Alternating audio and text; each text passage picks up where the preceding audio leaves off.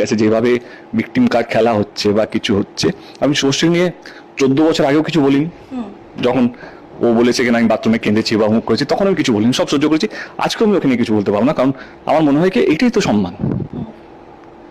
একটা ছেলে 10টা, ও কিছু বলেছে আমার কতটা খারাপ হবে আমি জানি না, হবেও না, কিন্তু আমি যদি দুটো ওকে নিয়ে বলি ওর জন্য সত্যি খারাপ হবে। ওর সম্মানটা তো আমারই সম্মান। পুরো প্রমোশন জুড়ে ওর সম্মানে কোনো যাতে হানি না হয়, কোনো মানে হয় না একটা দাগ যাতে না কাটে, কারণ হারানো অনেক কিছু আছে। একটা 3 লাইনের মধ্যে আমি যদি ওই পারে চলে যাই অনেক কিছু খারাপ হবে। আমি সবসময় নিজের মার্জিনটা ধরে রেখেছি এবং অতটাই কথা বলেছি যাতে ওর সম্মানটা বাড়ে। ও এই জন্মে নয়, মানে সব জন্মেও আমার জন্য সুপারস্টারই থাকবে। এবারে একটা সুপারস্টারকে যেভাবে ট্রিট করতে আমি জানি কিভাবে ট্রিট করতে হয়, আমি তো দেখেছি, আমি তো দেখছি, আমি তো বলেওছি কিভাবে সত্যিও সুন্দরভাবে হ্যান্ডেল করছে নিজের সংসার, বাচ্চাদের সাথে, বরের সাথে এবং ক্যারিয়ার।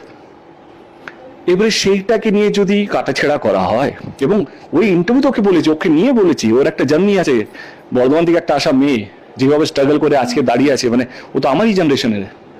ওকে আর কোয়েলকে নিয়ে বলেছি আমি, কে আর দুজনেই যেভাবে নিজেদেরকে মেনটেন করছে, হ্যান্ডেল করছে, এটা তাদেরকে নিয়ে ছবি হওয়া উচিত, তাদের জার্নি নিয়ে একটা ছবি হওয়া উচিত, সেই ইন্টারভিউতেই আছে।